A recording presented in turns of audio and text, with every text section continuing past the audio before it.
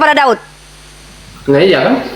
Ya sudah, kalau memang Tuhan bisa berfirman kepada Daud, kenapa dia tidak berfirman ketika dia mau dengan istri orang? Ya kan, Daud kan punya pilihan sebenarnya sebagai manusia. Dan Tuhan tahu pilihan Daud akan mengambil bini orang. Tuhan mah tahu. Ya udah, berarti Tuhanmu yang biarkan ya. Ya, Baru dia sadar kemudian Tuhan, mungkin dia waktu itu nggak tahu, nggak lihat waktu si Daud meniduri Batseba, atau sengaja dia biarkan supaya dia bisa membunuh anak itu. Ada dua pilihan ya, nih dengar teman-teman ya. Kalau dia memakai kemungkinan, saya juga bisa berkemungkinan nih. Dia menganalisa Tuhannya, saya bisa menganalisa Tuhan mereka juga ya. Dia menggunakan cara begitu. Kan karena kau ini standar ganda. Bukan standar ganda. Dengar kan aku. Ya udah, sekarang saya tanya samamu. Kalau seandainya kau tidak percaya ada nabi keluar dari goa mengaku menerima wahyu, kau kan nggak percaya. Kenapa kau percaya Tuhan mati keluar dari goa bertemu malaikat di goa? Kenapa kau percaya? Betul. Dia berjumpa dengan. Ya kenapa kau percaya? Kenapa kau percaya ada Tuhan mati masuk goa keluar jadi Tuhan, ketemu pula malaikat dalam goa, iblis atau apa itu dalam? Kita mau kau jujur dan terus terang dan konsisten. Kan menurut kau tidak mungkin Tuhan memberi wahyu dalam goa. Itu kan poin kita. Saya ikuti. Nah, jadi kalau ada seorang manusia berbicara dengan Tuhan dalam goa, maka dipastikan itu iblis ya. Nah itu klaimmu. Saya tanya, berani nggak kau mengajukan itu? Itu yang berarti yang kau ragu. Berarti kau ragu. Kalau kau konsisten dengan jawabanmu, tidak mungkin Tuhan berbicara dengan manusia dalam goa, tidak mungkin malaikat diutus Tuhan ke dalam goa. Berarti kalau ada seorang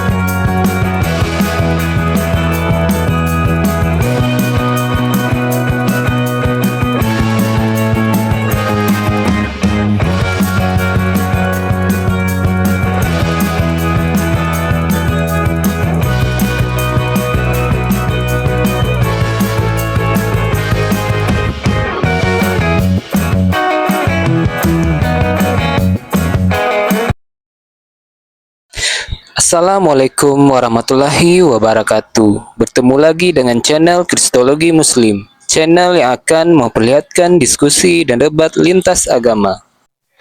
Bagaimana kabar umat muslim semua hari ini? Semoga kita sehat walafiat, diberikan kesehatan, kecukupan ekonomi, dan segala urusan kita semua dipermudah sampai selesai dan juga dijaga dan dilindungi Allah Subhanahu wa taala setiap saatnya.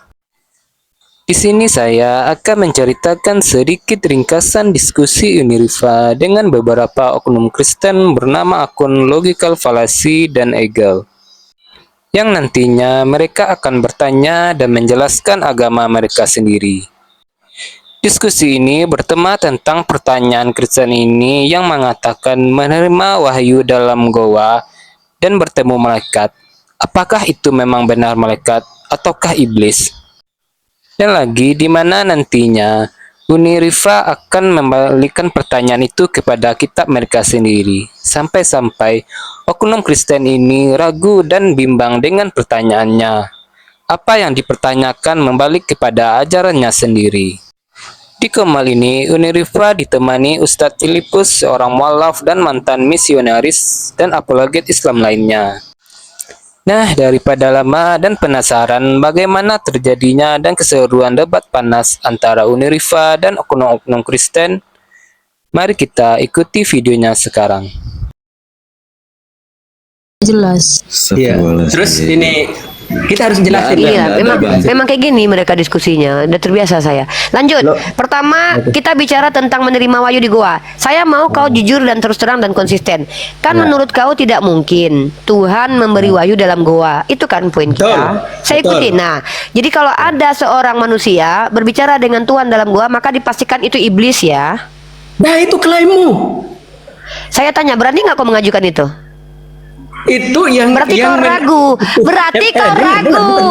Kalau kau konsisten dengan jawabanmu, tidak mungkin Tuhan berbicara dengan manusia dalam goa, tidak mungkin malaikat diutus Tuhan ke dalam goa. Berarti kalau ada seorang manusia mengaku ketemu Tuhan atau ketemu malaikat dalam goa, maka itu fake iblis. Kau sepakat atau tidak? Berani kau kan? Terus, Gak berani kau kan? Gak berani kau kan? Gak berani kau kan? Karena kau ini standar ganda. Bukan standar ganda. Dengarkan aku. Ya udah, sekarang saya tanya samamu. Kalau seandainya kau tidak percaya ada nabi keluar dari goa mengaku menerima wahyu, kau kan nggak percaya. Kenapa kau percaya Tuhan mati keluar dari goa bertemu malaikat di goa? Kenapa kau percaya? Dia berjumpa dengan. Ya kenapa kau percaya? Kenapa kau percaya ada Tuhan mati masuk goa keluar jadi Tuhan ketemu pula malaikat dalam goa? Iblis atau apa itu dalam goa itu? Kau tengok tuh, ya. Biar aku jelasin sedikit Jawab. ya, sedikit. Oke, ini si Mirifa Gak dia. berani kan? Makanya kau tidak berani menerima tantanganku. Kalau kau tadi betul-betul konsisten dengan premismu, kau akan tegas mengatakan, iya, tidak mungkin Tuhan bicara ke dalam goa, malaikat dalam goa, mungkin itu iblis. Kenapa? Tuhan kau ada malaikat dalam goa, dan Tuhan kau di dalam goa. Keluar dari goa jadi Tuhan. Maka dengan begitu, kalau kau mengakui bahwa itu iblis, kau akan ketampol bahwa Tuhan kau ketemu dengan iblis dalam pernah goa. saya ketampol. Nggak pernah saya ketampol. Dengarkan aku gitu. Loh, iyalah kau nggak mau Kamu mengakui. pikir kamu Nah berarti menerima wahyu mungkin di goa tidak itu malaikat dia masuk terima goa. dari Tuhan? Mungkin tidak. Ya menurut kau mungkin Dia tidak terima malaikat dari masuk goa. Tuhan.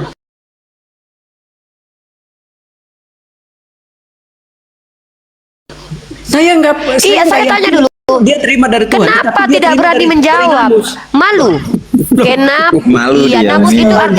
kau tahu tidak Malu namus? dia. Kau tahu tidak namus? Namus itu artinya adalah hukum Torah dalam bahasa Yunani. Malu kau nanti. Nah, sekarang kutanya sama kau. Menurut kau, malaikat kalau masuk ke dalam goa, itu malaikat betulan atau iblis? Jawab, jangan kau gitu. Ke giliran Tuhan kau ketemu malaikat, itu malaikat betulan. Giliran malaikat Jibril masuk goa, itu bukan malaikat. Kau standar ganda kau. Bikin malu kau. Saya nggak standar ganda di sini. Justru sini. Ya udah kalau gitu kau jujur. Mungkin tidak malaikat masuk goa. Kutanya dulu. Sekali lagi kutanya, mungkin tidak malaikat masuk goa. Jawab. Ya kalau berbicara kemungkinan ya mungkin. Ya udah. Oke. Bentar dulu. Lalu Biar mari kita kalau bandingkan. gitu. Mari kita bandingkan. Berarti Oke, bentar, gugur sudah argumenmu bahwa kau diam dulu. Kau gugur. Kau bilang mustahil, tidak mungkin seorang nabi menerima wahyu dalam goa.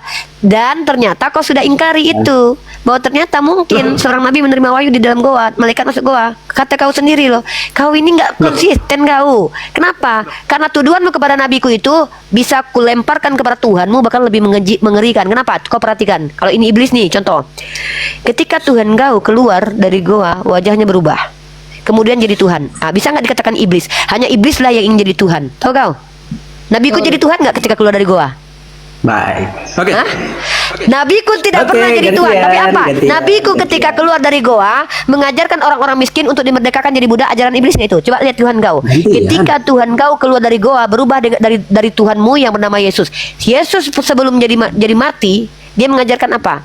Jangan pergi menyimpang ke negara lain. Aku diutus hanya untuk domba dari kalangan Bani Israel. Setelah keluar dari goa apa? Baptislah semua jadikanlah muridku. Wah, berubah dia. Jadi pengen haus ini dia, haus jemaat dia. Iblis nggak tuh kayak gitu yang pengen tuh punya jemaat banyak? Hah? Tahu kan? Baik. Gini cara Oke, logikanya. gantian. Coba tunjukkan. Ketika Nabi keluar dari goa, Dari malaikat, tapi itu bukan malaikat itu, tapi namus. Itu yang perlu Yunirifa tahu. Itu namus, bukan malaikat. Lantas boleh dong dibilang Yesus di dalam gua itu juga bukan malaikat? Itu Kalau namus. kita pakai teori malaikat. kemungkinan, Bisa diam dulu nggak sih? Commute Diam dulu.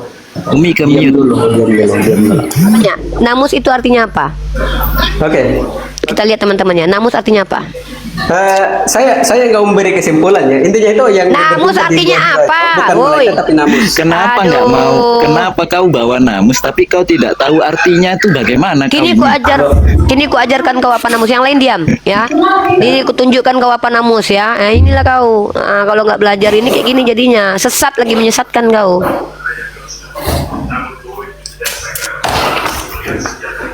Oke, jadi jelas teman-teman ya. Diam dia dulu, berjumpa saya dengan mau- namus bukan malaikat. Iya, yang bilang bahwa Nabi Muhammad didatangi namus itu adalah Waraqah bin Naufal. Apakah namus itu? Mari kita lihat. Namus itu dalam kitabmu adalah hukum Taurat. Itu bahasa Yunani. Nah, nomos, namus. Kau nggak paham. Jadi apa masalahnya? Memang hukum yang datang kepada Nabi Muhammad. Lalu apa? Berarti kau sedang membenarkan bahwa yang datang kepada Nabi Muhammad sama dengan yang datang kepada Musa. Terima kasih. Loh, berarti oke kita sepakat. Kita Loh, sepakat. Waraqah Saya sepakat di mengatakan sini. itu namus yang datang kepada Musa. Yes. Oke, dalam bahasa Yunani kalau nomos itu berarti hukum. Hukum atau aturan. Iya. Oke, kita sepakat di situ. Iya. Kita sepakat di situ. Iya. Namus itu namus, tapi nomos dalam Apa hukum, ini? dalam bahasa Yunani itu hukum atau aturan. Berbicara semacam gitu. Nah, kalau demikian, kalau kamu katakan namus itu hukum, berarti dia menerima hukum. Iya iyalah. Siapa yang beri Al-Quran kan hukum? hukum. Al-Quran kan hukum. Nggak tahu kau. Kamu belum Aduh, Demian, kau ketabok muka Dia lu menerima sendiri, wahyu dari hukum. Demian. Bentar. Dia yang menerima datang wahyu dari kepadanya adalah hukum. Yang datang kepadanya adalah hukum. Malaikat Jibril Oh, itu yang membawa memberi wahyu hukum. siapa? Maka ketika yang memberi wahyu, Siapa yang memberi ya wahyu? Allah lah. Hukum. Ya Allah lah. hukum. Kau masa nggak? Loh, Masa nggak? namus di situ. Iya, Namus itu yang hukum, datang. kan? Ya maka Jadi, dengar dulu. Bisa bahasa bentar, Indonesia nggak? bentar, 2 menit, 2 menit, Bisa- 1 menit aja, 1 menit aja. Nah, udah. 1 menit. Oke, baik. Kalau kamu katakan namus itu adalah hukum, dia menerima hukum. Oke lah, cobalah taruh Al-Quran itu adalah hukum dan dia menerima wahyu pertama itu hukum. Yang pemberi wahyu ini siapa? Jelas namus. Berarti Allah. pemberi wahyu adalah hukum gitu. Apa kaitannya dengan itu? Kata Waraqah apa? Kata Waraqah apa? Kata Waraqah apa? Coba kau baca Itu. lagi kata Waraqah. Iya, Ya udah kau iya, baca ini Waraqah itu. dia Oke, Kata Waraqah baca apa? ini tampilkan Iya. tampilkan saya buku ini nomor 3 silakan. Ya kita tunjukkan ya Di situ datanya jelas. ya. Apa Oke, kata baik. Waraqah? Gak malu ya? Itu adalah namus katanya. Namus itu kan Iya, kalau kamu itu katakan adalah namus. hukum, Itu adalah hukum ya, katanya. kalau kamu katakan itu adalah hukum, bentar. Ya, terus? Kalau kamu katakan Ya, terus? itu adalah hukum, berarti Ya. dia menerima wahyu dari si hukum gitu. Sejak kapan Allah datang ke gua? Kau bodoh kali kau nih.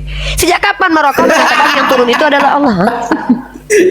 Bukan gini loh ini. Tahu Kamu sendiri. katakan ini namus Kenapa ini, ini? itu hukum. Oke, dia menerima Waraqah wahyu dari si bilang hukum yang itu, datang gitu. Si Waraqah bilang yang datang Pemberi itu wahyu kepadamu siapa? adalah hukum. Sejak kapan Ya. ada Waraqah bilang yang datang itu adalah Tuhan, maka Tuhan adalah hukum. Kenapa kau ini kayaknya ada agak lain kau tengok. Oke, kita katakan Yang ini datang namus ini kata kan namus Waraqah ini kan itu, makhluk kan? Bentar dulu. apalah ini? Namus ini makhluk bukan? Diam dulu. Ini kita lagi buka data. Kau kenapa ini? Gini Iya, loh. namus Kalau itu makhluk kau apa bukan? kalau Silakan kau tampilin ingin datanya. mempermalukan apa ini orang ini loh? Silakan tampilkan datanya. Kenapa kau ini? Kau lihat ini ya. Kau lihat ini. Kau ini ada agak lain kau ku tengok. Ya, nih. Kau baca ini ayatnya.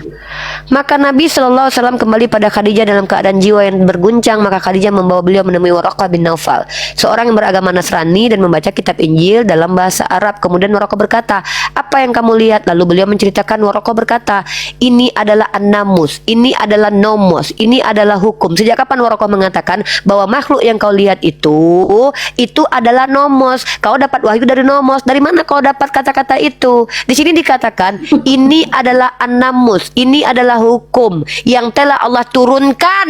Allah turunkan nomos, Allah turunkan kepada Musa. An-namus yang diturunkan kepada Musa, Torah yang diturunkan kepada Musa. Kau nggak pandai bahasa Indonesia karena kau nggak mau baca. An-namus itu diturunkan kepada Musa. Tahu kau. Ya Allah, kok kayak gini kali lah. Tunjukin kepada aku biar aku baca pelan. Jedor. Nah, tampilkan dulu biar aku baca pelan. Ini kau baca nih. Oke. Berkata, Nah, ini apa kata yang Waraqah. kamu lihat? Woi, Waraqah. Kemudian Waraqah bertanya ya, apa yang kamu lihat? Beliau berkata, ini adalah an-namus yang Apa kau telah ini baca aja kok nggak layak ini.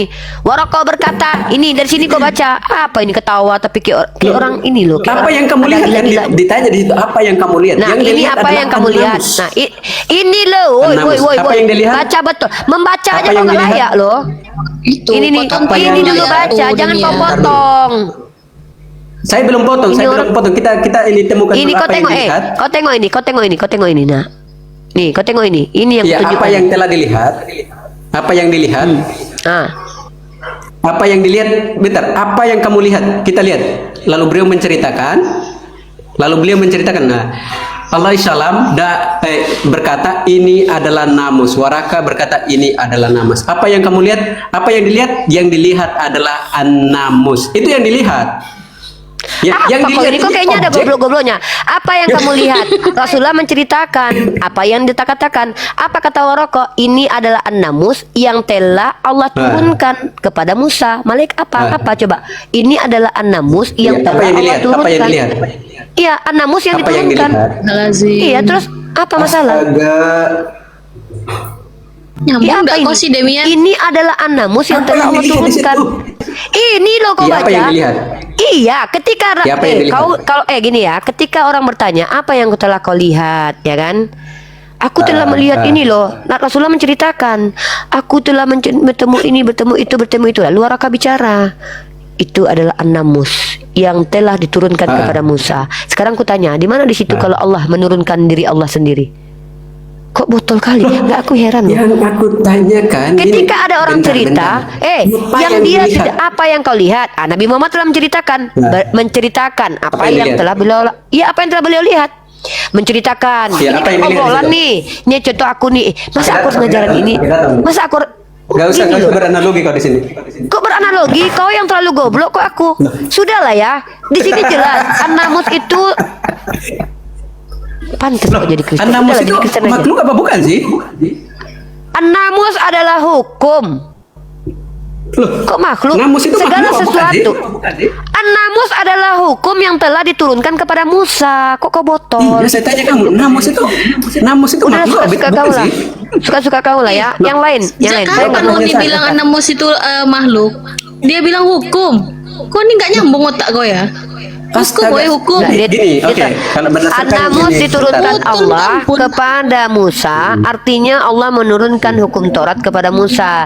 Dan kau nggak paham Oke. nggak apa-apa. Kenapa? Karena gini loh, sebenarnya aku tahu kau paham. Cuman kenapa? Kalau kau paham maka premismu gagal dan itu mempermalukan kau. Kita kembali. Menurut itu kau, nggak gagal, itu yang, gagal. Ya, betul, aduh, kenapa ini? Gini loh.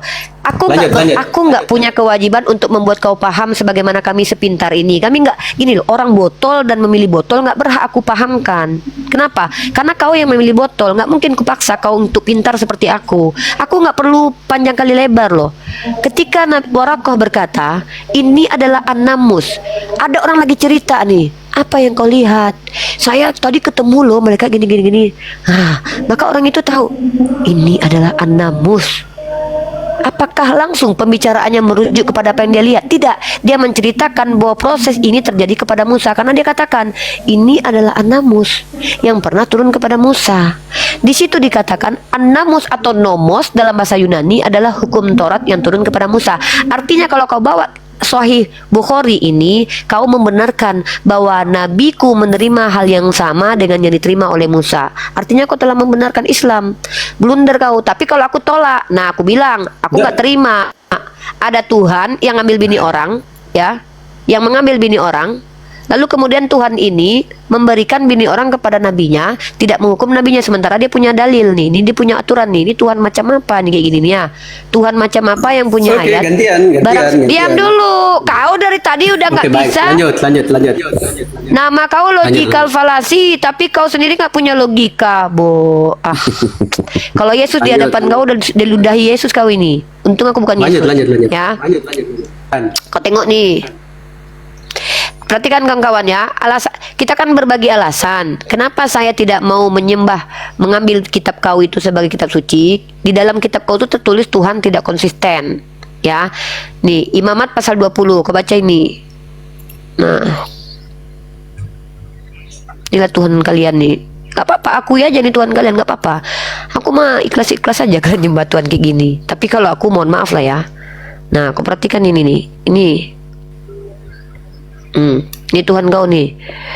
Bila seseorang laki-laki berzina dengan istri orang lain, yakni berzina dengan istri sesamanya manusia, pastilah keduanya dihukum mati. Ini Tuhan kau nih kasih aturan nih.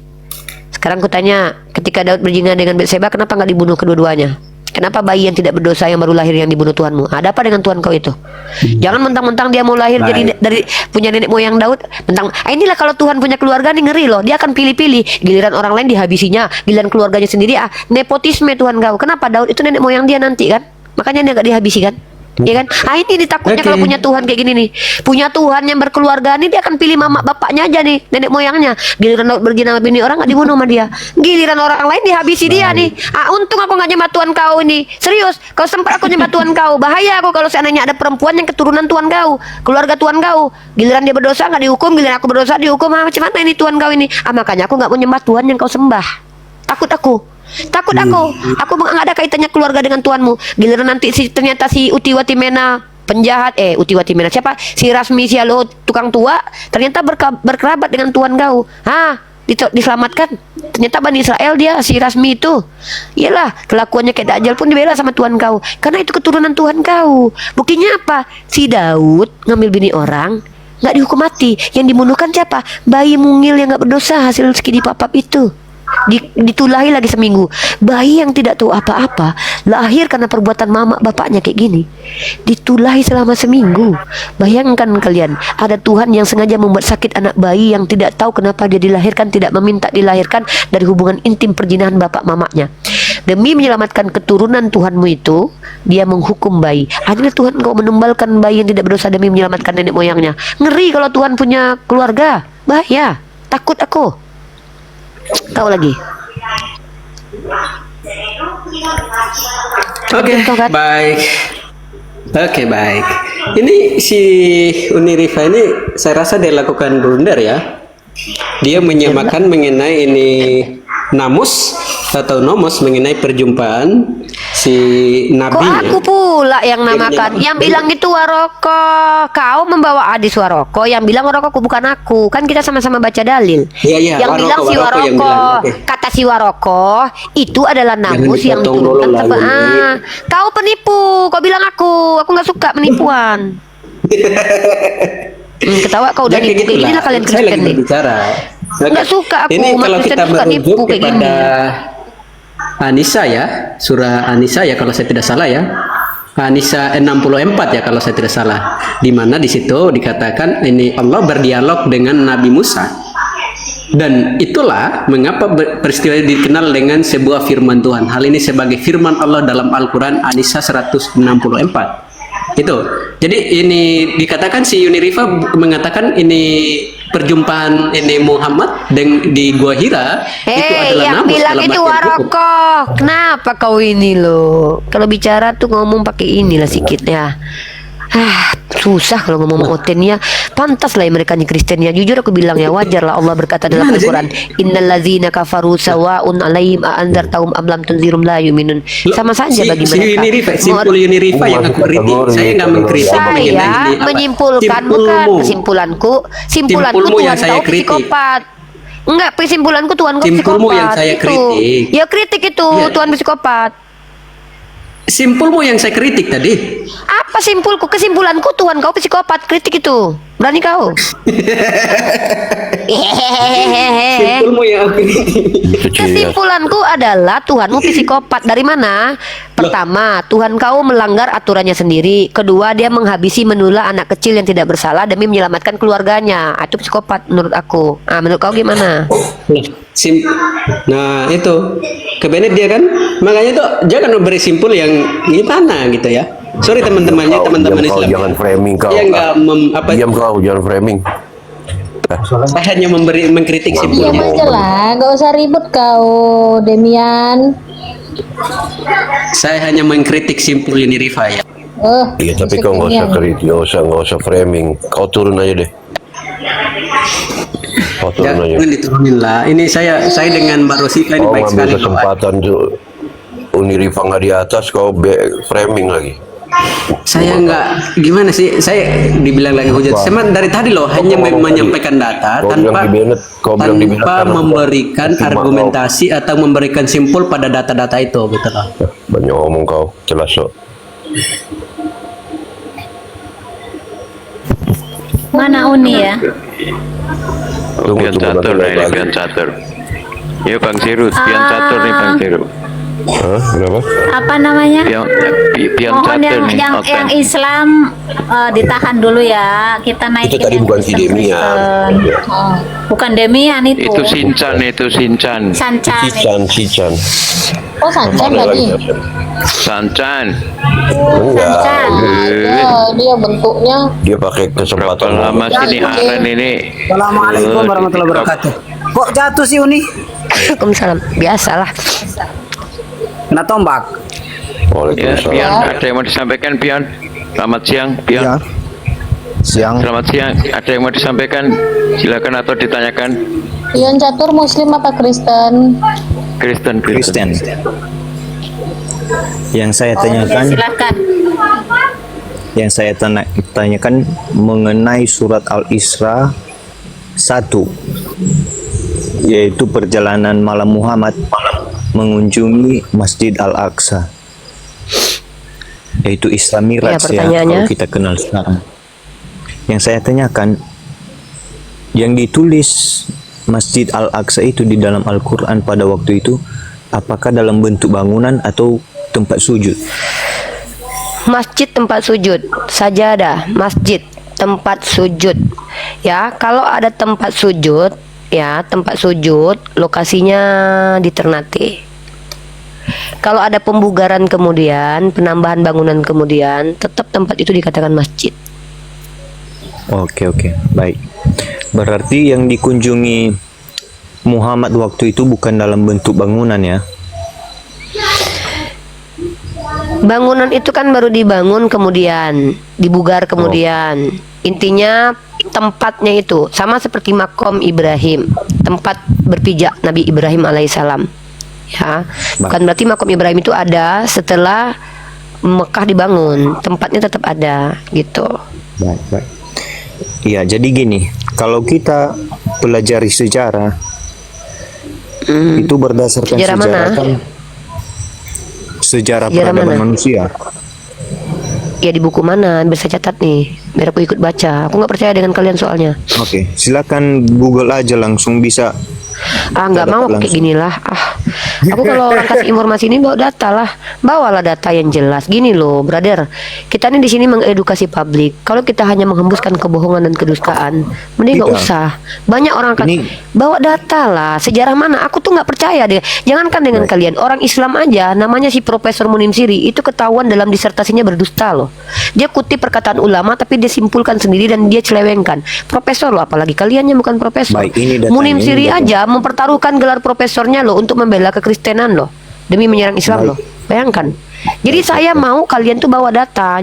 Janganlah kalian ini banyak bicara sejarah tapi datanya nggak ada. Nggak suka aku kayak gitu loh. Aku ini bukan orang yang mending kalau kayak gitu mending aku ke pasar nih ngomong sama mama berapa cabai sekilo. Mak tau nggak dulu cerita Malin Kundang. Nggak perlu pakai data kami, ya. Baik. Kalian di sini forum edukasi.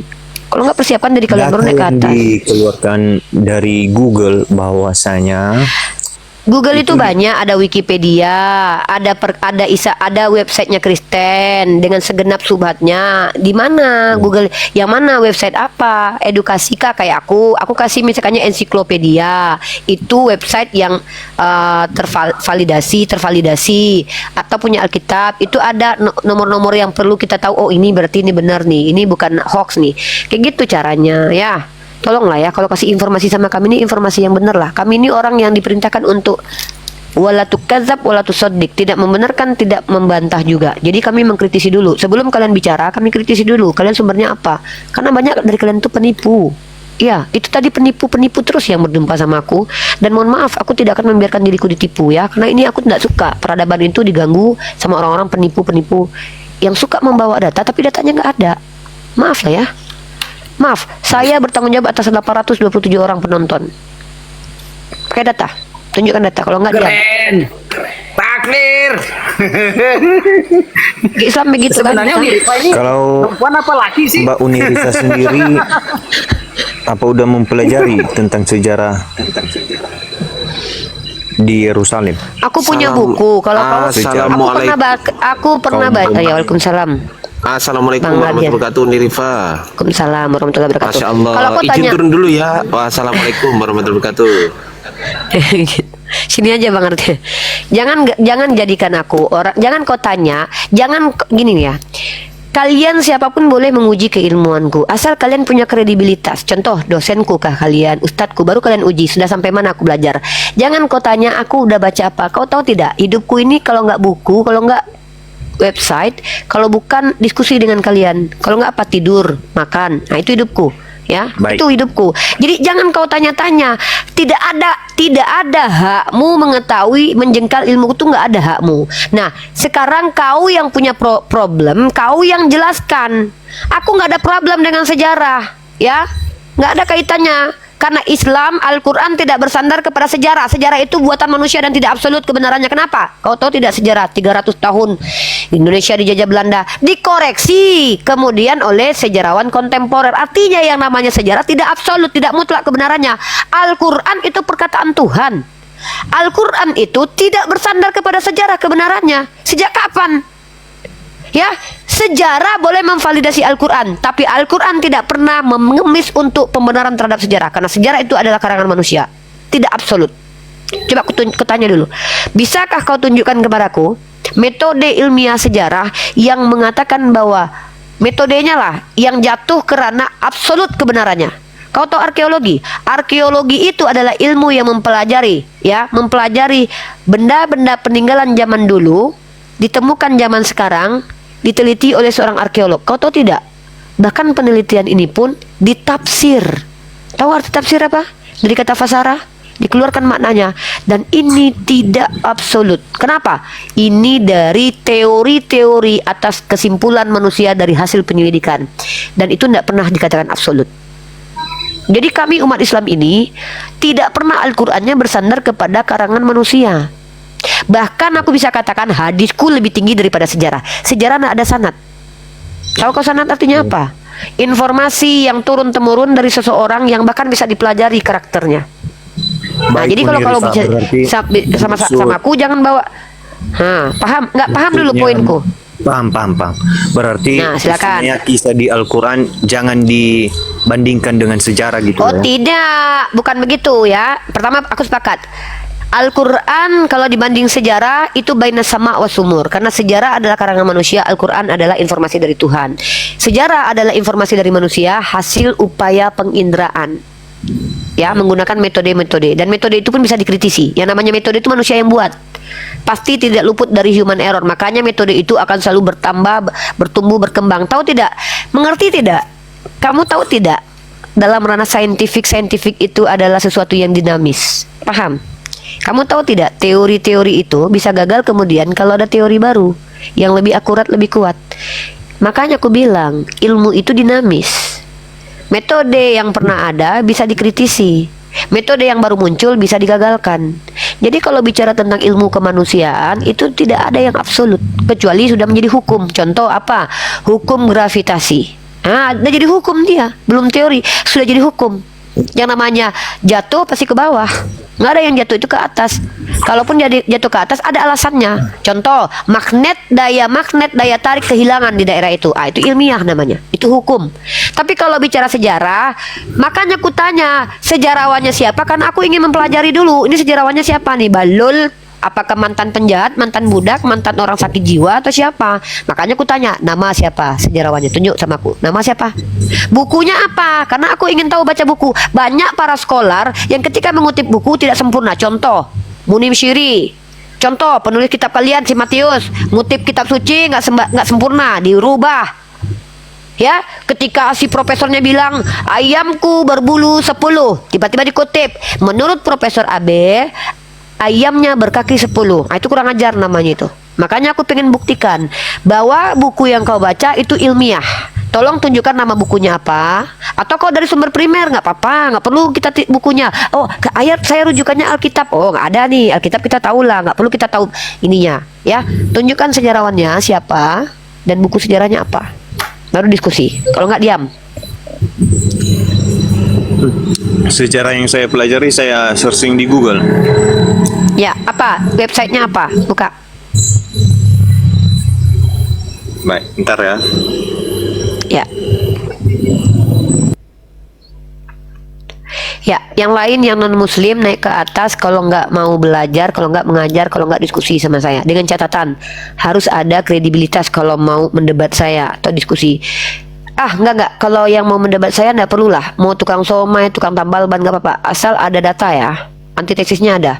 Kalau cuma dengan kemarahan nggak usah ya.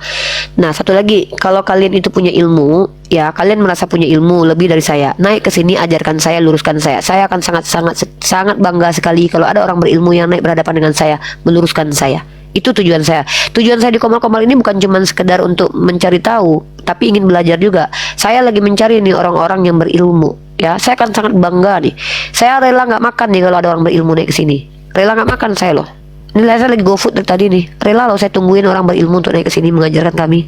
Tapi kalau nggak berilmu jangan sok berilmu gitu ya. Mending belajar aja. Kenapa? Buang-buang waktu.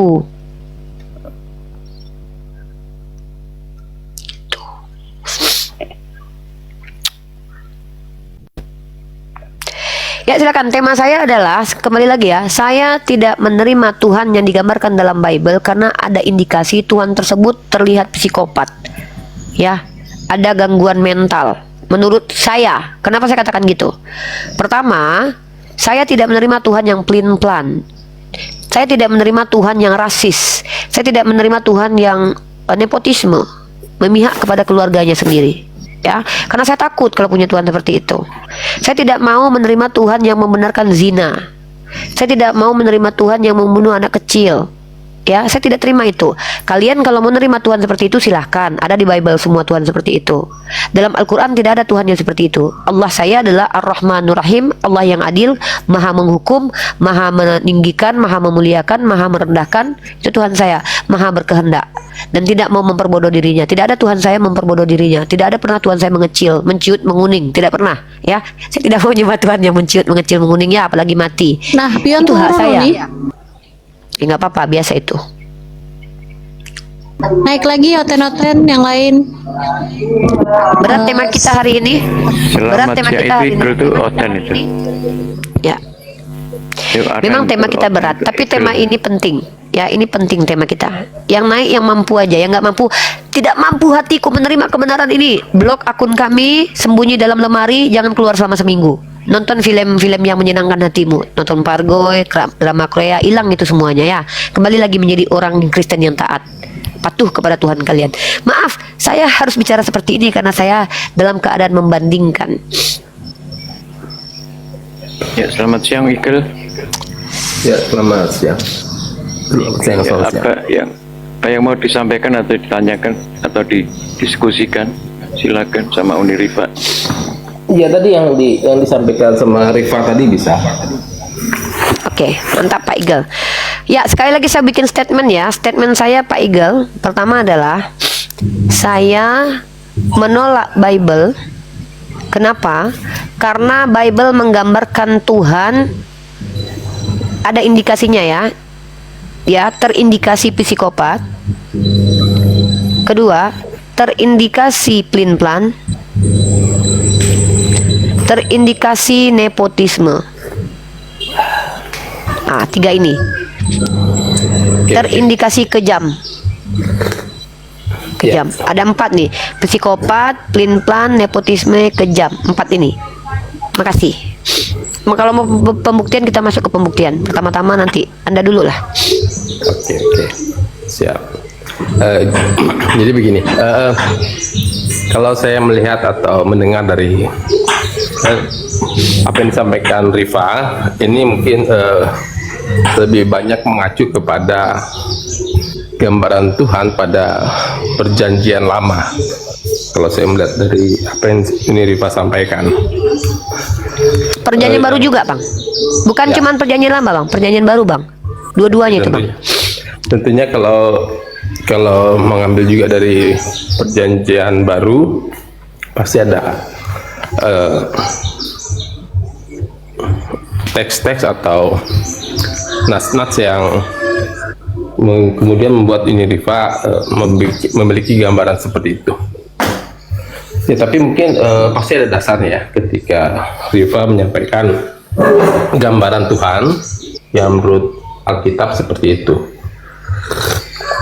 Nepotisme apalagi tadi itu. psikopat.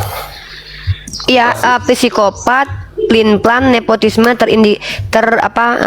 terindikasi zolim ya. Ada pokoknya ini disclaim ya, ini terindikasi, maka kita masuk ranah pembuktian. Nanti yang membenarkan itu Bang Igel sendiri, benar atau tidak saya ya.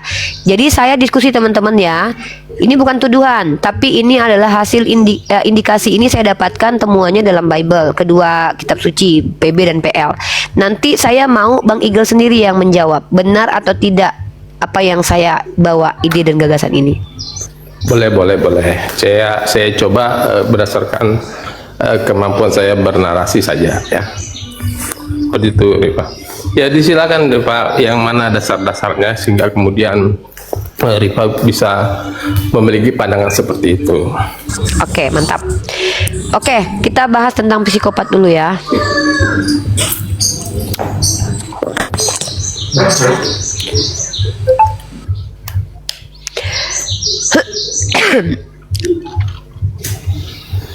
Kita pakai KBBI aja ya.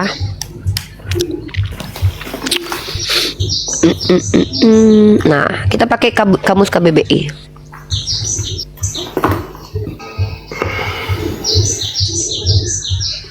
Perhatikan ya. Psikopat adalah orang yang karena kelainan jiwa menunjukkan perilaku yang menyimpang sehingga mengalami kesulitan dalam pergaulan. Ini untuk manusia. Tapi kalau kita lebih lanjut, psikopat menurut beberapa makna nih.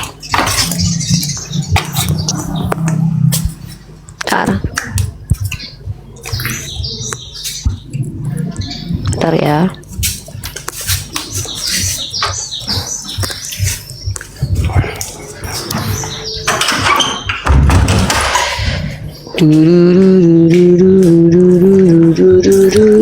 Sabar, itu tenang, diskusi itu santai. Ini kan enak. Soalnya aku lagi lapar nih. Nah, nih ya. Kita ambil dari Alodok. Data Alodok.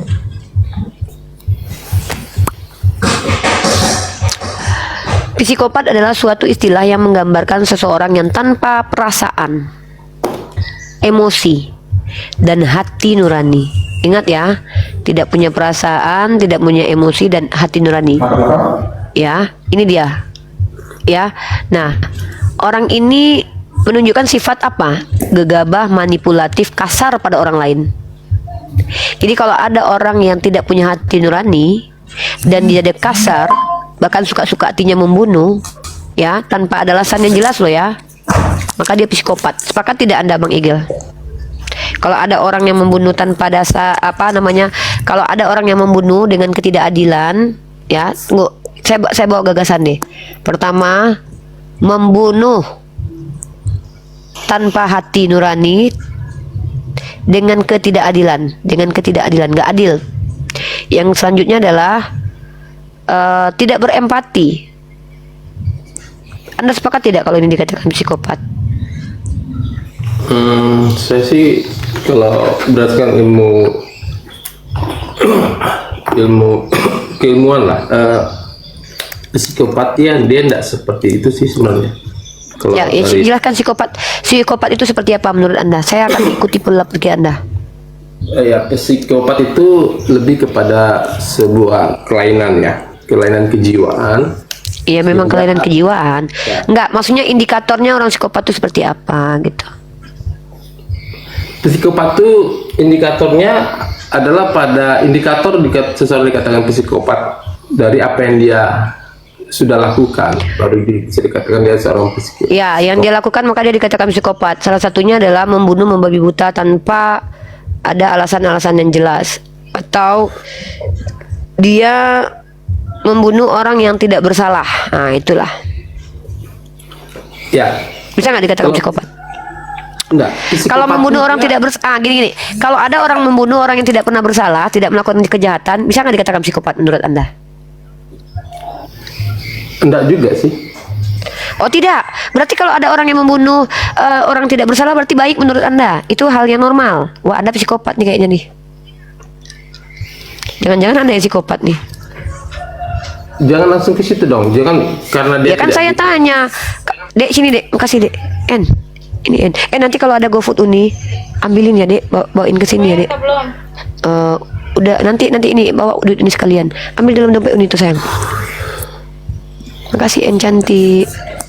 En bukan psikopat kan En? Bukan kan? En bukan psikopat kan? Jangan jadi psikopat ya. Nggak boleh En, dosa En. Iya itu psikopat abang itu. Tadi dulu. Soalnya kata dia orang membunuh orang yang benar, orang yang tidak bersalah nggak apa-apa. Psikopat dia kayaknya. Entar dulu ah. Uni Rifa yang psikopat sebenarnya. Loh, Anda kok yang membenarkan membunuh tanpa Saya alasan kan kok? memberi penjelasan. Anda bertanya kan? Ya makanya saya tanya, menurut Anda membunuh orang tidak bersalah itu psikopat atau tidak? Makanya dari tadi ini. Dia tidak bisa langsung dikatakan psikopat. Kita harus mengerti apa itu psikopat. Saya sudah katakan Yan. psikopat itu membunuh Misalnya karena buat ada Yan. target.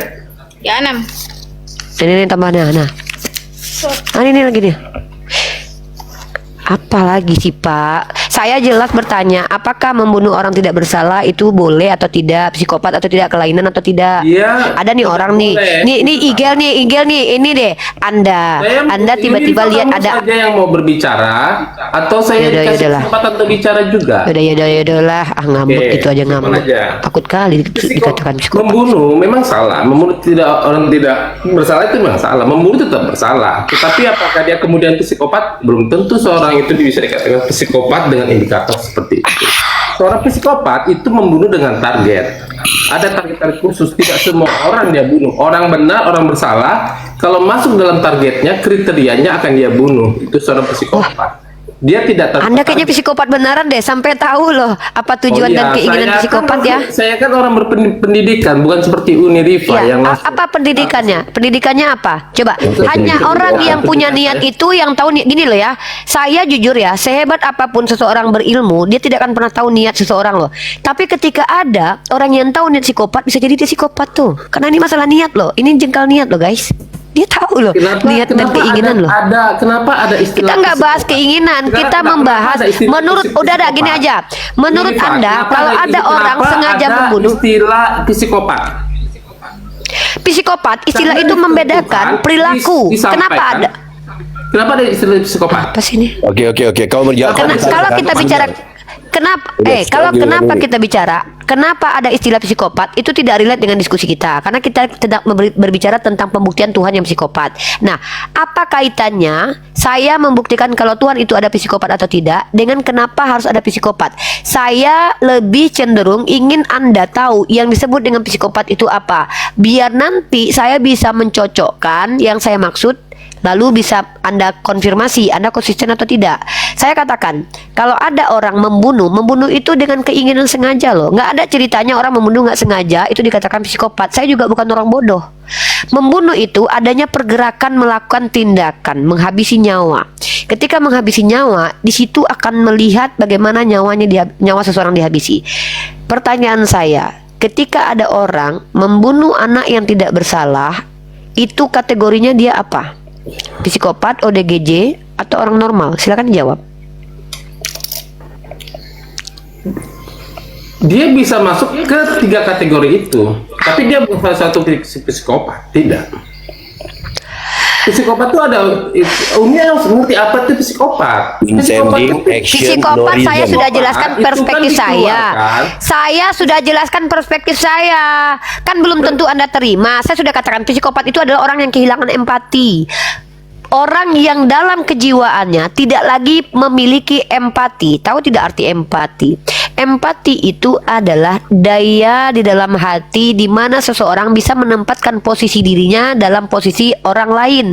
Dia bisa merasakan apa yang dirasakan orang lain. Itu empati. Belajar dulu Pak, katanya berpendidikan.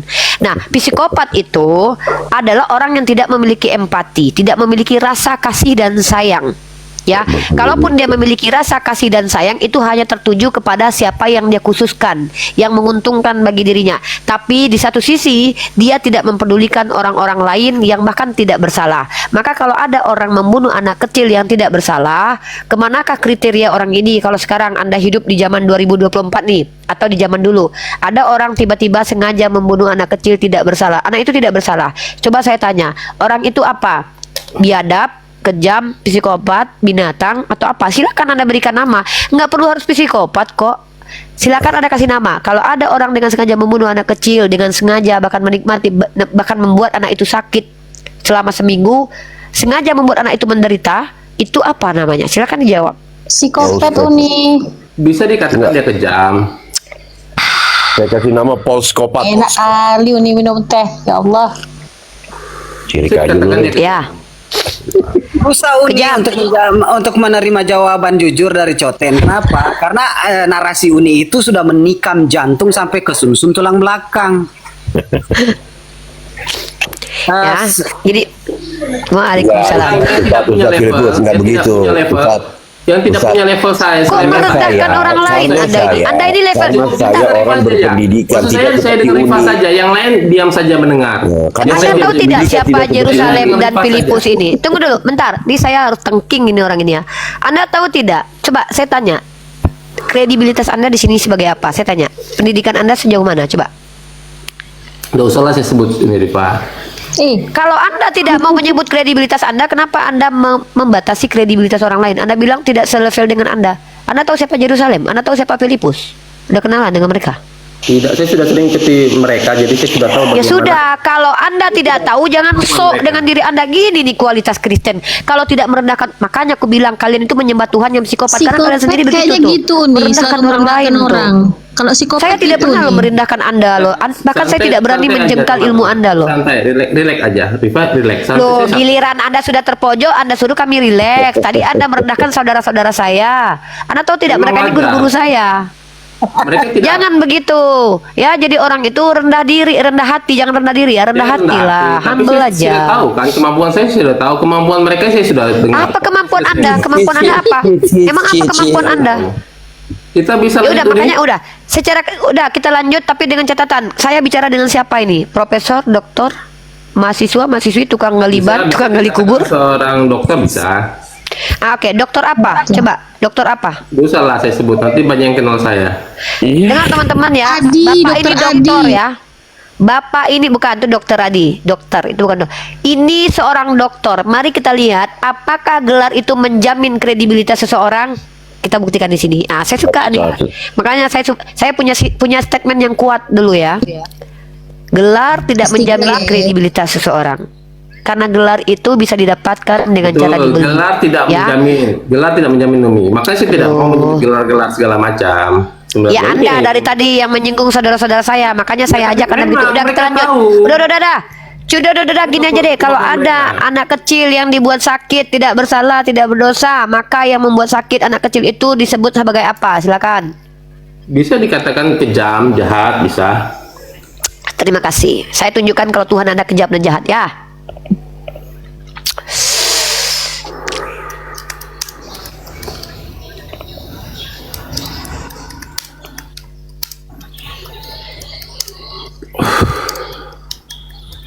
Itu bukan saya yang bilang loh ya, Bapak ini bilang sendiri. Coba silakan buka dalam kitab 2 Samuel. Lihat ya. Kita lihat. Aduh, kena pula laptop aing lagi.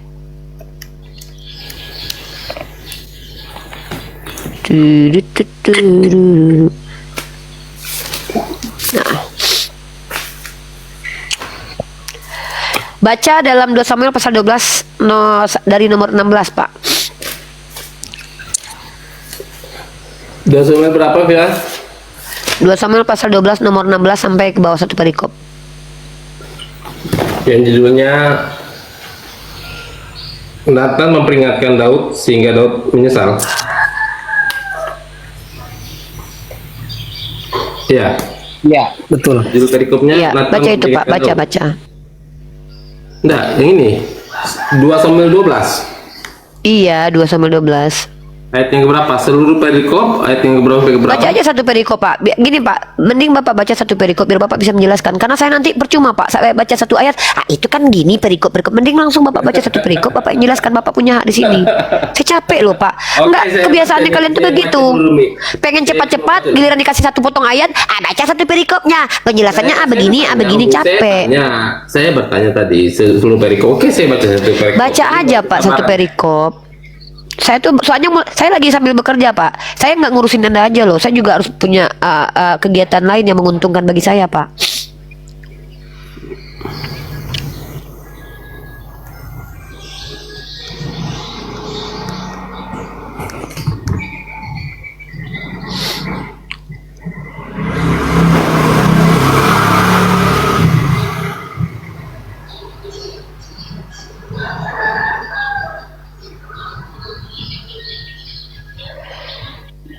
Bujiku indah kabel.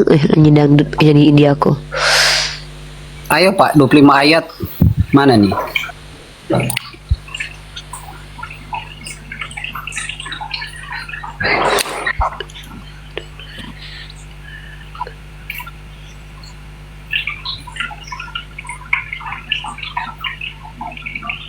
Kok macet?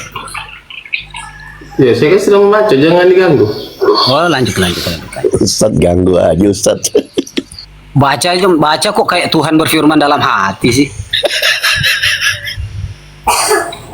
Gimana kita mau dengar kalau dia berfirman dalam hati?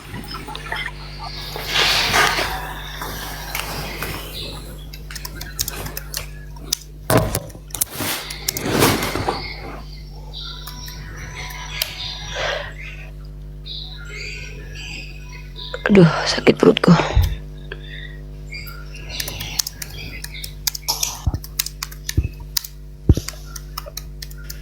Lima menit kemudian. 5 menit kemudian. A few moments later. A few moment later. A few moments. Aku lagi nunggu GoFood mau makan.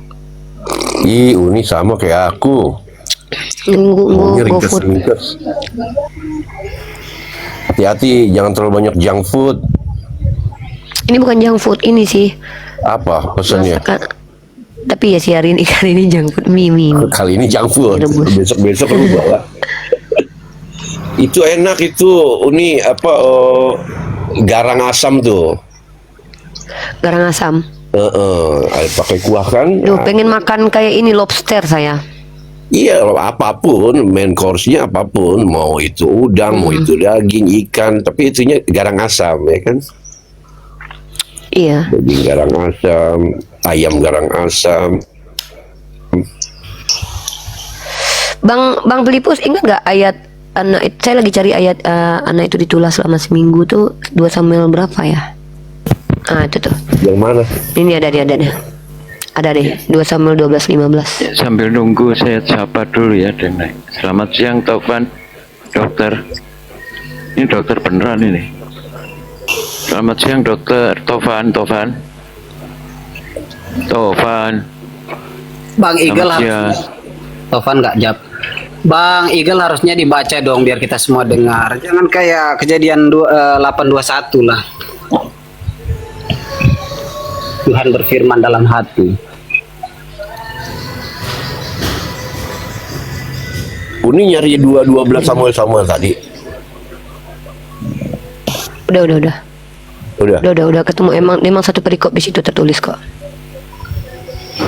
Yang tadi kan yang di awal Yang kan tepatnya itu di 2 Samuel pasal 12 nomor 15. Oh, bukan 12. Aku ngambil roti dulu lah. Aku ngambil roti lah, lapar. Ini kelamaan dia baca. Yang Few moment surat later. Itu Pak Dokter mana? Pak Dokter Lama sekali. Yang Dokter surat Taufan bahasa mana, Kristen ya, biar ada temannya nih Ika. Iya, biarin nggak usah naikin yang muslim lah. Supaya nggak terkesan dikeroyok ya. Dong. Kita di sini cuman apa ya, peramai aja, dayang-dayangnya aja, dayang-dayangnya Unurifa aja. Iya. Aku ada roti. Ada yang mau roti nggak? Ustadz, kalau kita kan kuliahnya di bawah pohon, Ustadz. Kita jadi Pohon kurma ya? Iya, di bawah pohon kurma, nggak apa-apa. Aku di atas keledai kuliah. Ya, coba fokus baca 2 Samuel pasal 12. Nah, dari nomor 14 sampai nomor 15. Coba baca itu. Dari nomor 14 sampai 16 lah.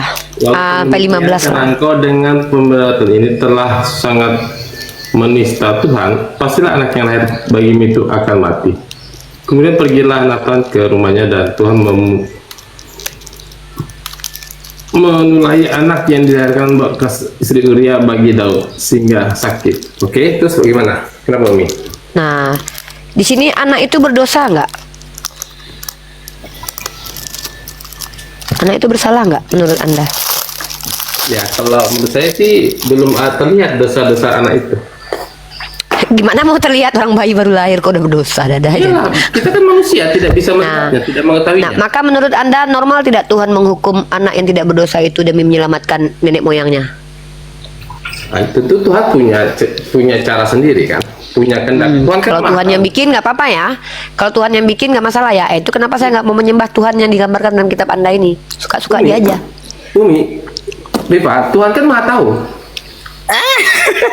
Coba tunjukkan kepada saya alasan Tuhan membunuh itu karena anak itu tahu bagai besarnya nanti mau jadi apa. Coba. Oh, pasti Tuhan tahu besarnya nanti bagi seperti akan jadi apa. Ini sok tahu Anda seolah-olah Anda lebih Tuhan daripada Tuhan.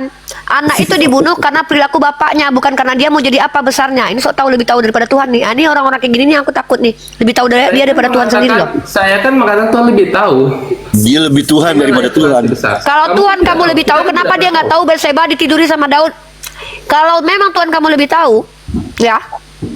Ketika Batseba mau ditiduri sama Daud, kenapa dia nggak larang? Sebagaimana Abimelek dilarang meniduri istrinya Abraham sehingga anak itu lahir. Ini Tuhanmu tahu nggak? Tuhanmu tahu nggak? Tahu. Kalau memang Tuhanmu tahu, kenapa dia biarkan Batseba didekati sama Daud? Seperti Karena sebagaimana, manusia bukankah punya dia? pilihan. Kamu tahu nggak? Loh, buktinya Abimelek ketika mau meniduri si Sarah, itu Tuhan datang loh ke Abimelek, kembalikan istri orang itu karena dia adalah nabi. Kalau memang Tuhanmu tahu kalau akan ada anak lahir, akan dihajar sama Tuhanmu sendiri, kenapa dia tidak menghalangi Daud meniduri Batseba? Bukankah dia turun datang ketemu Daud ngobrol? Hah?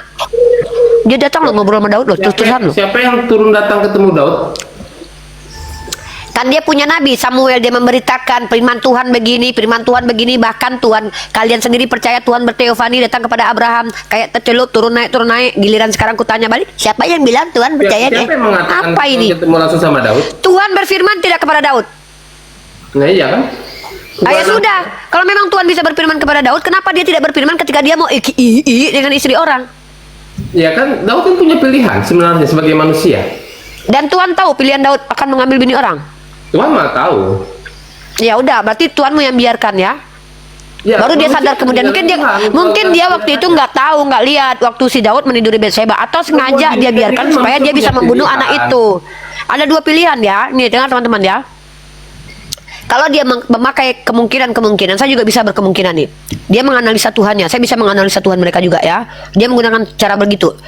Ada dua kemungkinan. Pertama, Tuhan tidak tahu kalau si Daud meniduri Batseba. Mungkin dia sedang makan ikan goreng kah, lagi mancing kah, kita nggak tahu. Ya, karena di dunia dia pernah tidur di atas perahu. Ya. Tuhan tidur di perahu. Yang pertama itu dia tidak tahu Batseba ditiduri. Yang kedua dia tahu. Diam dulu. Saya ini kalau ngomong cepat tapi omongan saya berisi. Dengar dulu. Yang kedua dia tidak tahu. Ya. Keselak masuk rumah sakit loh bicara. Itu nggak ada urusannya sama kamu, bukan duitmu juga yang. Hati-hati. Nggak ada urusannya dengan kamu. Hati-hati. Itu baru itu hati-hati. Ini jantung yang kena. Hati-hati. Kenapa takut? Nah, yang kedua. Saya kasihan sama kamu. Bisa jadi kan. Kau ganggu aku. Nggak perlu kau kasihan sama aku, kasihani Tuhanmu itu. Aku kasihan sama anak kecil itu. Kamu lah. Nggak ada kewajibanmu mengasihi saya. Apa pula kewajiban kau cuma mengasihi musuh? Kau cuma mengasihi musuh, kecuali aku musuhmu. Kok kayak gini nih orang nih? Kok ganggu nih? Dengar ya, ada dua kemungkinan. Yang pertama adalah Tuhan ini tahu kalau si Daud meniduri, dia tahu tuh lihat, tapi dia biarkan supaya dia bisa membunuh anak hasil zina itu. Nggak tahu, mungkin ada kepuasan batin kan? Nggak tahu kita kan? Yang kedua, dia tidak tahu kalau si Daud mengambil bini orang karena dia nggak lihat. Maka ketika dia sadar si Daud telah mengambil bini orang, marah, murka dia. Kurang ajar nih. Padahal aku ngasih bini-bini orang sama dia udah dikasih. Kalau mau kurang bisa aku tambahin lagi. Tiba-tiba ngambil tanpa sepengetahuan aku. Bisa begitu. Ya, nah itu dua kemungkinan analisa aku. Silakan kalian. Kalau kalian bilang Tuhan kan gini-gini, kalian seolah-olah lebih Tuhan daripada Tuhan. Jelas di situ anak itu ditulah gara-gara perbuatan bapaknya, bukan karena dia nanti besar mau jadi apa. Ya, tidak ada seperti itu. Jangan nama-namai firman Tuhan kalian depanku. Aku baca kitab kalian. Anak itu ditulah karena hukuman buat Daud. Si Daud yang menikmati, mohon maaf, burungnya Daud yang menikmati enak-enak, mantap-mantap, tapi anak hasil jinanya yang ditumbalkan. Normal nggak Tuhan kalian ini? Jawab saja sudah. Ya itu kan tindakan Tuhan untuk menghukum Daud. Lah emang Tuhanmu. Apa hukuman buat Daud? Apa tersakiti Daud? Kau tengok, kau tengok lihat nih Daud nih. Kau pikir Daud tersakiti? Kalau cuma nangis doang. Kalau cuman hukumannya membuat seseorang menangis, kalau gitu berzinalah kalian, puas-puaslah. Karena kalau ketika kalian berzina, hukuman kalian cuma sedih dan nangis. Kenapa? Kau tengok Daud itu. Setelah anak itu mati, Daud langsung hidup. Kau tengok nih. Pada hari yang ke-7 matilah anak itu, dan pegawai-pegawai Daud takut memberitahukan kepadanya bahwa anak itu sudah mati, sebab mereka berkata, ketika anak itu masih hidup, kita telah bicara padanya, tapi ia tidak menghiraukan perkataan kita. Nah, di ayat 19. Ketika Daud melihat bahwa pegawainya berbisik-bisik, nah, kau tengok nih ya, kayak mana? Bagaimana sikap Daud setelah anaknya mati? Lalu Daud bangun dari lantai, ia mandi. Nah, lalu bertanya kepada pegawai itu, sudah matikah anak itu? Nah, Daud tanya nih, anak itu udah mati belum? Nah, jawab mereka sudah. Lalu Daud bangun dari lantai, ia mandi dan berurap dan bertukar pakaian. Ia masuk ke dalam rumah Tuhan dan sujud menyembah. Sesudah itu pulang ke rumahnya. Dan atas permintaannya dihidangkan makanan roti. Nikmat kali Daud ya. Habis itu apa yang dilakukan? Kau tahu? Berkatalah pegawai-pegawainya, apakah artinya hal itu? Yang kau perbuat itu? Apa yang kemudian? Yang selanjutnya adalah, kemudian Daud menghibur hati Batseba. Lalu dia menghampiri perempuan itu dan tidur. Setelah anak itu mati, Daud tersakiti. Enggak, ihi-ihi dia dengan Batseba yang diambilnya dari laki orang itu ya, dari bini orang itu. Dihasilkan anak yang baru namanya Salomo, dan Tuhan berkenan dengan anak itu. Hebat kali kalian ya. Ini Tuhan kalian nih. Ya, begitu gampang Daud dihukum ya. Cuman anak dia yang menikmati, burungnya yang menikmati mantap-mantap, yang dihukum adalah anak kecil yang tidak berdosa, yang tidak tahu apa-apa itu. Inilah Tuhan kalian. Nah, makanya aku bilang, aku nggak mau nyembah Tuhan kayak gini. Takut aku nanti mama aku yang berzina, aku yang dihukum. Aku nggak tahu apa-apa, mamaku yang berzina, aku yang dihukum Tuhan ini. Rifa jangan berzina, berdosa itu. Bilang dengar, yang aku takut mamaku berzina, aku yang dihukum. Tuhanmu itu, ketika mama seseorang berzina, anaknya dihukum, aku takut. Mamaku yang berzina, aku pula yang dihukum. Takut aku nyembah Tuhanmu, makanya aku nggak mau punya Tuhan kayak gitu. Ya, itu alasanku nggak mau menyembah Tuhan kalian. Dah. Jangan berzina lah, Rifa. Jangan kamu berzina. Memang di Kristen kalau berzina dapat hukum apa? Tunggu dulu, kalau di Kristen berzina hukumnya apa? Daud berzina nggak ada dihukum kok. Ya benar, itu hukumannya banyak. Yang dihukum anaknya, bukan Daudnya. Banyak hukumannya anak. Yang dihukum Daud atau anaknya? Aku tanya, yang dihukum waktu berzina Daud atau anaknya? Kalian Kristen kalau berzina nggak apa-apa, yang dihukum nanti anak kalian. Kalian berzina aja udah, anak kalian yang dihukum kok. Tenang aja, bisa bikin banyak anak-anak kan? Yang dihukum anaknya tante. Tidak semua hukuman yang diterima Daud di dunia itu dicatat. Tidak semua lah. Mulai. Tidak semua dicatat sekarang. Dicatat oleh Alkitab. Tidak semua dicatat sekarang alasannya. Jadi ada hukumannya yang kami nggak ketahui berarti ya. Ada, seperti Daud tidak diizinkan Tuhan membangun bait Allah. Itu tidak diizinkan. Salomo yang dikasih izin membangun bait Tuhan, bait Allah. Kau tengok ini. Itu salah satu. Kau tengok ini. Daud. Apa itu hukuman apa itu? Apa baca ini? Karena Daud telah melakukan apa yang benar di mata Tuhan dan tidak menyimpang dari segala yang diperintahkannya. Dilupakan Tuhan kesalahan dia loh. Bahkan diakui Tuhan karena dia tidak pernah melakukan yang salah. Tuhan memang. Bahkan Tuhanmu itu memuji-muji Daud walaupun dia pernah ngambil bini orang. Inilah kenapa aku nggak mau menyembah Tuhan ini. Kenapa? Ini karena nenek moyangnya. Jadi Daud ini adalah cikal bakal nenek moyang. Kan dia pengen nanti jadi manusia. Jadi gini loh, Tuhanmu itu kan pengen kali jadi manusia di abad pertama. Dengan catatan nenek moyangnya harus si Daud. Si Daud itu harus dilindungi sama Tuhanmu. Walaupun dia berzina, berbuat mesum, berbuat salah, tetap harus dilindungi. Yang disalahkan orang lain. Nah inilah aku takut kalau Tuhan punya etnis dan punya gender. Takut aku. Ngeri aku. Bahkan Tuhan, gara-gara Tuhan punya gender perempuan dalam 1 Timotius dikatakan berdosa, laki-laki tidak dikatakan berdosa loh. Bahaya Tuhan kayak gini loh. Tuhan bergender. Cuman dibelanya laki-laki aja, sebab perempuan itulah yang berdosa. Laki-laki enggak. Tuhan beretnis, nenek moyangnya aja yang dibelainya. Orang Tuhan bersama Bani Israel, Tuhan bersama Bani Israel. Suku Amalek dihabisi turun-temurun, suku Ai ditumpas, suku Moab ditumpas. Inilah kenapa. Apa sih sadar ini? Saya ini lagi diskusi loh. Saya ini lagi nggak konsultasi sama orang yang ngaku psikologi tapi padahal ODGJ. Kamu sadar tidak? Ketika kamu sibuk bicara Alkitab, Bible, kamu sadar tidak? Kamu itu tidak dapat apa-apa. Kaum perempuan itu tidak dapat apa-apa di surga. Pria saja. Kaum perempuan nggak ada dapat apa-apa. Nggak ada dapat apa-apa. Kalian sadar nggak? Dalam Islam kami tidak dapat seperti yang kau inginkan. Gini. Kaum perempuannya nggak ada mantap-mantap. Emang kau pernah ke surganya Islam? Oke, kita lanjut Rifa. Oke, lanjut Rifa. Tunggu dulu. Di Islam, mungkin kau sebagai Kristen, menurut kau Tuhan itu adil kalau laki-laki diberikan bidadari, mungkin dalam terbesit di otakmu, aku pengen juga loh ketika aku, misal ya, ini mungkin cara berpikir kau nih. 7 bidadara. Di surga Islam, iya, di dalam surga Islam itu laki-laki dapat bidadari. Aku sebagai orang yang minta adil Tuhan, aku pengen istriku sama mamaku dipakai laki-laki banyak. Ah, itu mungkin yang kau maksud. Iya, enggak, mungkin di otakmu. Iya, mana coba tunjukkan Al-Quran dan hadis mengatakan di surga kami ada pesta seks. Jangan kau katakannya kau orang berpendidikan tapi mulutmu aja kayak, tahu kau kayak waria yang ada di jalan-jalan itu loh mulutmu. Kau bukan orang kayak orang pendidikan. Nah, kalau saya diksi saya jelas, narasi saya jelas. Narasi saya ada dalam kitabmu. Santai saja, Rifa. Gini loh. Dengar ya. Ketika kau bilang kalau yang perempuan nggak dapat mantap-mantap, karena aku beda dengan kau. Mungkin dalam otakmu, kalau seandainya laki-laki mendapatkan bidadari, kau pengen mamamu dan istrimu dan adik perempuanmu dan anak perempuanmu dipakai rame-rame sama laki-laki. Saya lagi ngomong, gini loh, saya sedang membuka cakrawala berpikirmu loh. Saya mendapatkan cara berpikir begini nih. Kebanyakan umat Kristen memang begitu. Umat Kristen selalu mengatakan Allah kami tidak adil karena laki-laki dapat perempuan, bidadari, istri-istri. Sementara dalam kitabmu, Tuhanmu sendiri memberikan bini-bini orang.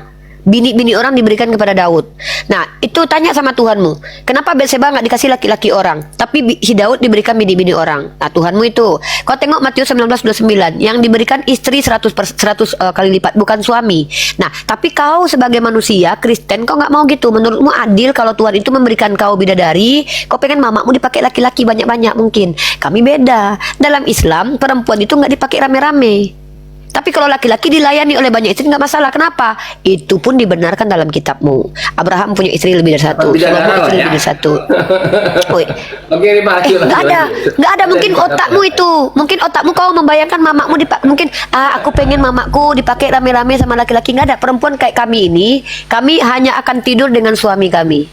Ya, suami kami yang akan bersama kami. Karena kami di surga bersama dengan suami kami. Gitu ya, nggak ada tuh keinginan mungkin dalam otakmu.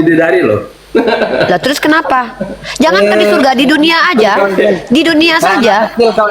Iya, kayak anak kecil loh dia. Di dunia aja aku izinkan lakiku tidur dengan perempuan lain asal itu istrinya. Nggak, kenapa? Ada apa dengan surga kami? Quran kalian tuh hanya Enggak, kau kenapa ini? Katanya kau berpendidikan. Iya, argumenmu tidak menunjukkan graduated kamu, tahu. Di daerah kafe bang. Di daerah kafe depan apa? Indomaret. Cara diskusinya kayak anak kecil. Iya, rame. Di samping Polres. Kayak anak kecil kau. Memalukan sekali kau bilang kau itu. Kosong, nggak ada isinya ini. Ini mereka yang pegang. Kasih ke mereka ya. Cara diskusi yang tidak berwibawa, cengengesan. Rifa. Tidak menampilkan data. Ini nih. Siap. Jadi dosenku, buat kau 5 menit. Buat kau 5 menit. Nggak wajar. Kamu mau saya menengking teriak-teriak? Gini loh, kenapa si Igel ini harus lari? Karena dia tidak tahan mendengarkan narasi saya yang itu ada datanya tertulis. Saya sudah katakan, Tuhannya si Igel adalah Tuhan yang kejam dan jahat menurut dia karena membunuh anak kecil yang tidak berdosa. Menurut Tuhannya si Igel itu tidak. Kau yang bilang tadi kan? Dari awal memang. Loh, tadi kau kan bilang kalau Tuhan membunuh anak kecil yang tidak bersalah, maka Tuhan yang kejam, Tuhan yang jahat. Loh, aku punya rekamannya loh. Aku punya rekamannya. Yang kita bicarakan tadi itu manusia. Oke. Kamu nanya manusia, saya bilang manusia. Kita tidak bicara. Kalau Tuhan bilang, aku sudah tanya tadi kalau Tuhan gimana? Kamu kan kasih gambaran tentang manusia. Ya kalau Tuhan boleh nggak membunuh orang yang tidak bersalah? Kok kamu tanya begitu? Boleh tidak bolehnya itu hak Tuhan sepenuhnya. Menurut kau menerima tidak? Kau sebagai manusia yang bertuhan, menerima tidak Tuhan membunuh anak kecil yang tidak bersalah? Siapa bilang manusia kecil tidak bersalah? Kan kamu yang mengatakan. Anak Daud itu bersalah nggak? Anak Daud itu bersalah nggak? Maksudnya anak Daud yang mana? Anak Daud yang dibunuh. Kau kan tadi sudah baca satu perikop dalam 2 Samuel pasal 2. Kok lari kau dari ayat itu? Dalam 2 Samuel pasal 12 nomor 4 sampai 15. Itu hukuman nah, Daud. Yang dihukum siapa? Daud yang dihukum. Apanya? Hukuman Daud apa? Hukuman Daud apa? Oh, itu tadi dicatatkan dalam Alkitab yang kamu baca juga. Apa hukuman Daud? Ya, apa hukuman Daud? Yang menurut kamu apa? Anak bayi yang tidak berdosa dibunuh.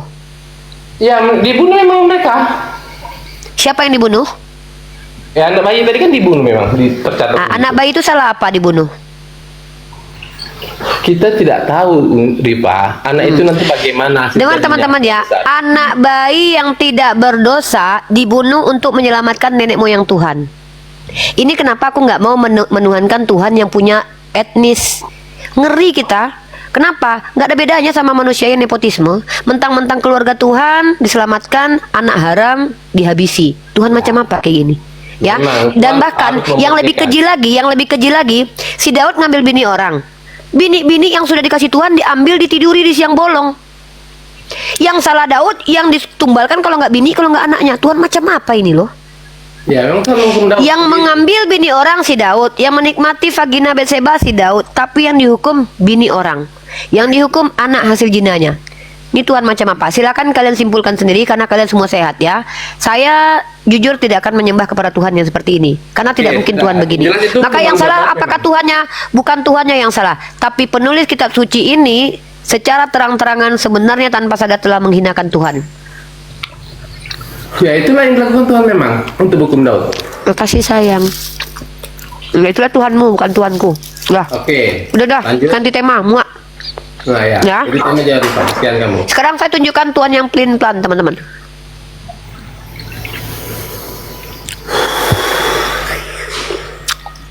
Masih terkorelasi dengan masalah pertama. Buka Imamat pasal 20 nomor 10. Berapa Rifa? Pak? Imamat pasal 20 nomor 10. Imamat pasal 20 nomor 10.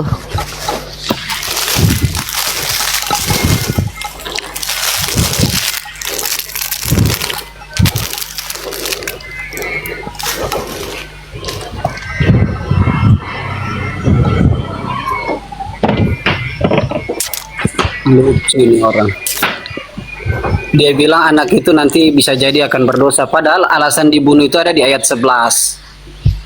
Karena dosa yang dilakukan oleh Daud secara sembunyi. Coba si Daud sembunyi, Bang Filipus, coba dia terang-terangan sama Tuhan. Mungkin nggak apa-apa sama Tuhan kan, karena Tuhan pernah ngasih bini orang loh sama dia. Sebetulnya saya agak menyesal jadi mualaf. Sebenarnya saya agak menyesal ya jadi mualaf. Agak ya, secara psikopat saya mau ngomong menyesal saya. Ini tapi secara psikopat dalam kamus psikopat menyesal jadi mualaf. Kenapa?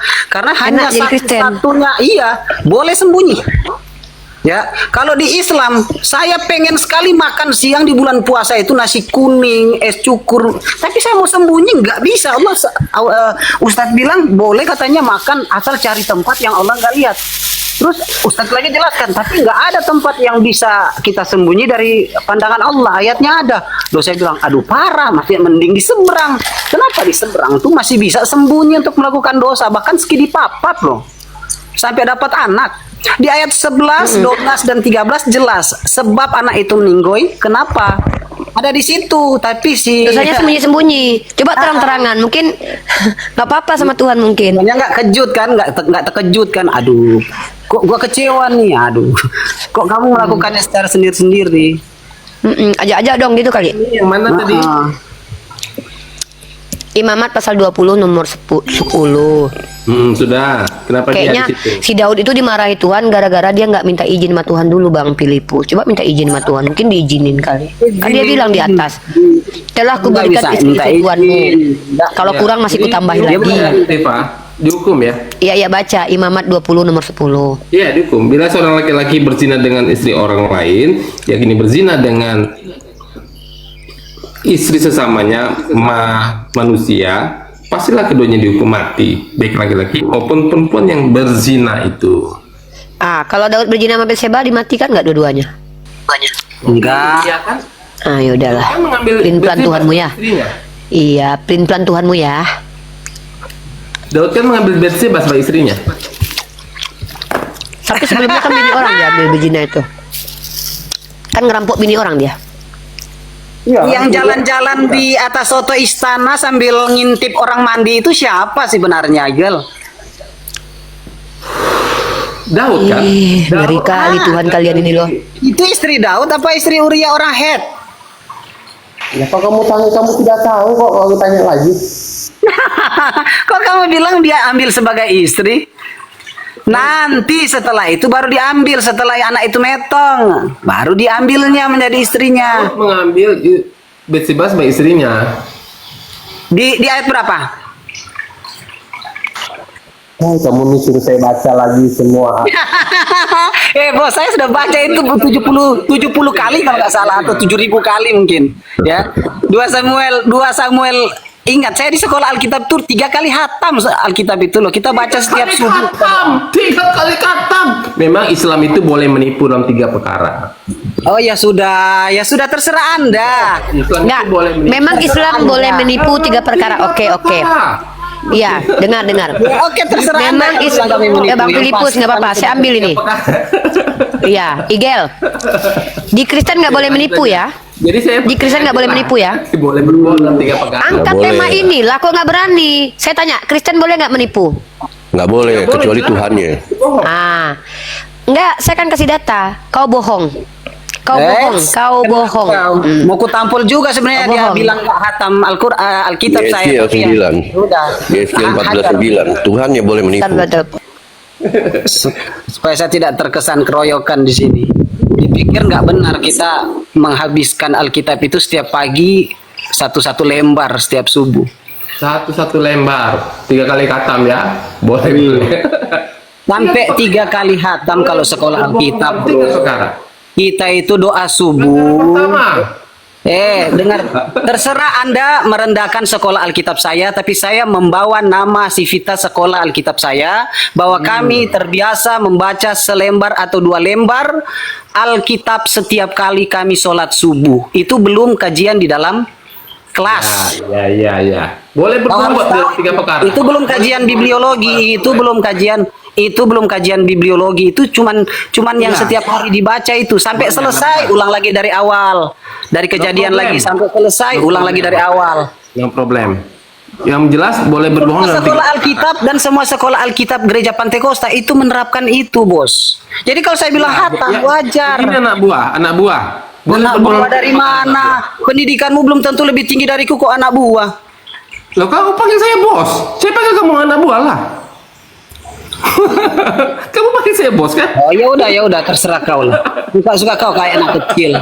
Saya malu ya kalau ada dokter kok cengengesan, nggak berwibawa, nggak ada data kayak engkau. Malu saya. Kau kalau masuk di kelas saya, ngisi kuliah di saya, 5 menit kau udah keluar minta izin ke toilet. Udah mentok Ya. kali, jawabannya nggak ada. Nggak boleh Oten menipu, yang boleh itu Tuhannya. Kalau Tuhannya boleh menipu. Nah ini Yeskiel Coba 14. tampilkan Uni. Jika seorang nabi ditipu sehingga mengatakan sesuatu yang tidak benar, aku Tuhan yang telah menipu dia. Nah, selamat datang di kebenaran. Kenapa Nggak dia? boleh kau menipu Egel kecuali Tuhanmu. Seorang nabi ditipu Kau tidak boleh, kau sehingga tidak boleh menipu. mengatakan Igel, sesuatu Igel. yang tidak benar. Igel, Aku Igel. Tuhan yang telah menipu Igel, dia. Igel, kau tidak boleh Aku akan menipu. membuang dia daripada umatku Israel. Langsung kena hukum Tuhan terima. Igel, kau tidak boleh menipu. Yang boleh menipu itu Tuhanmu doang. Tuhan tidak perlu menipu. Ngapain Tuhan menipu? Itu. Aduh. Tuh ada tulisannya. Tuhan nggak menipu, tapi dia bilang akulah yang mengatakan menipu. sesuatu yang tidak benar. Aku Tuhan yang telah menipu dia. Nah. Yang tidak benar ini, aku Bener Tuhan kan? yang telah menipu dia. Bener kan? Ya. Seorang nabi ditipu, ya. Jika seorang nabi ditipu dengan kata-kata bahwa aku Tuhan yang tidak aku yang Tuhan telah menipu dia, aku akan membuang dia daripada umat. Eksegisi mandiri.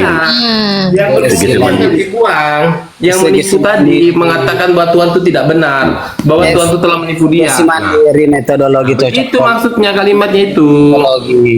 Lintir lagi. Intir terus ayatnya. Itu barusan eksegese mandiri, Dokter apa melintir. eksegese liar, apa eksegese spekulatif. Ada 3 nih kemungkinan. Itu eksegese baca liar, bagus kalimatnya. itu Udah, saya tidak eksegese mengerti. liar, eksegese mandiri, apa eksegese Jika seorang spekulatif. nabi ditipu sehingga mengatakan sesuatu yang tidak benar, aku Tuhan yang telah menipu dia, aku akan membuang dia daripada umatku. Aku Tuhan yang telah menipu dia, saudara-saudara yang kekasih. Hari ini kita mendengarkan Tuhan benar-benar mengatakan bahwa dia menipu. Coba. Baiklah, saudara-saudara. Saudara-saudara yang kekasih di dalam Tuhannya Yesus. Asik. Sudah. Nggak boleh, Gel. Nggak boleh. Kau Kristen nggak boleh menipu. Yang Seperti menipu serigala Tuhan. di kawanan domba. Pandai kalian menyamar. Itu ayatmu kalian. Masih melintir lagi dia. Itu Aduh. ayatmu, ajaran kalian itu. Bagaikan serigala di kerumunan Jadi, para domba. ya. Menyamar Ayat sebagai kalian domba. itu boleh menipu, boleh menggunakan Pandai pakaian kalian serigala. berkata seperti itu. Pakaian Saudara-saudara, dokter, serigala. ternyata dokter Hanya bisa seperti mengatakan- ini, saudara-saudara.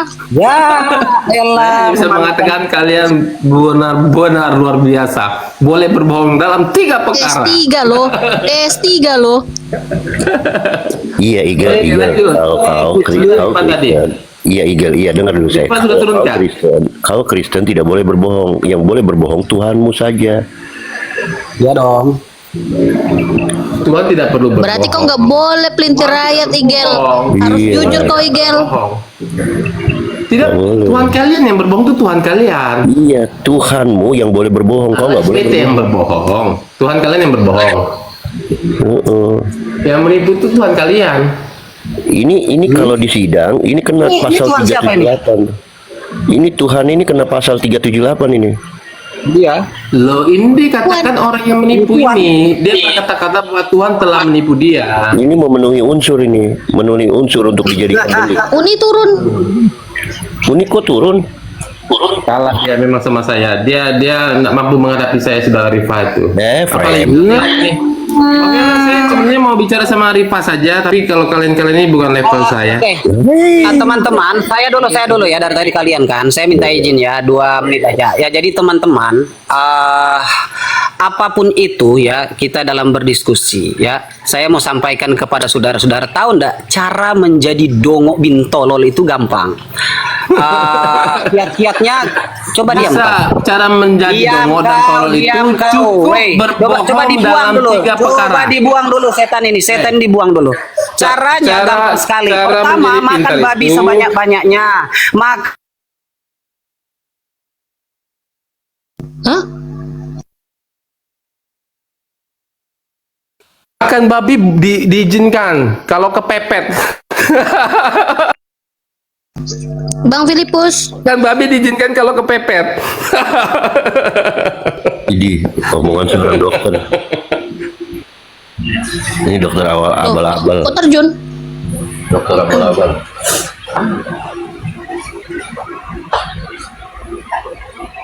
Lah, terjun semua.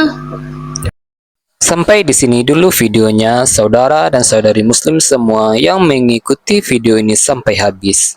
Bagaimana pendapat saudara, saudari dengan diskusi Unirifa dan apologet Islam yang menjawab pertanyaan oknum Kristen? Di mana oknum Kristen ini bertanya tidak mengamati di kitabnya apa yang ia tanyakan akan menjadi bumerang bagi mereka sendiri. Karena semua yang mereka pertanyakan tentang Islam selalu kena kitab mereka sendiri. Terima kasih kepada semua yang mengikuti. Sampai ketemu lagi dan nantikan video-video diskusi apologet Islam selanjutnya yang akan memberikan kita ilmu dan pengetahuan. Assalamualaikum warahmatullahi wabarakatuh.